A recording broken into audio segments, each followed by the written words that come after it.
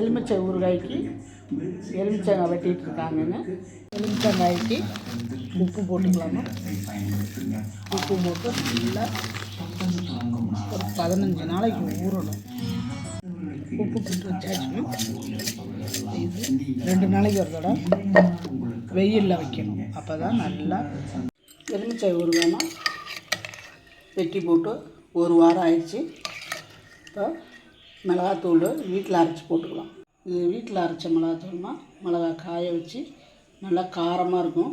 அதனால் ஒரு கரண்டி மட்டும் போட்டு இன்னும் 2 நாளைக்கு இந்த மிளகாத்தூள் நல்லா இறங்கணும். அப்புறம் தாளிச்சிக்கலாம்.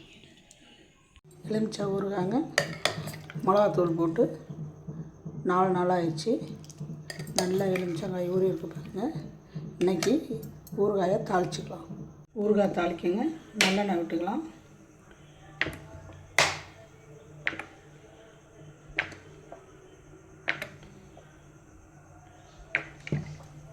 போட்டுக்கலாங்க. நல்லா பொரிஞ்சு வரட்டும். நல்லா வெடிச்சிருச்சுங்க. அடுப்பில் இருந்து இறக்கி வச்சு பெருங்காயம் போட்டுக்கலாம்.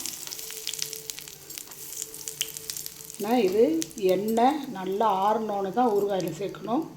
இல்லைன்னா ஊறுகாய் அந்த சிவப்பு மாறிடும், கருத்த மாதிரி ஆயிரும். அதனால் நல்லா ஆறினோன்னே எலுமிச்சங்காயில் சேர்த்துக்கலாம்.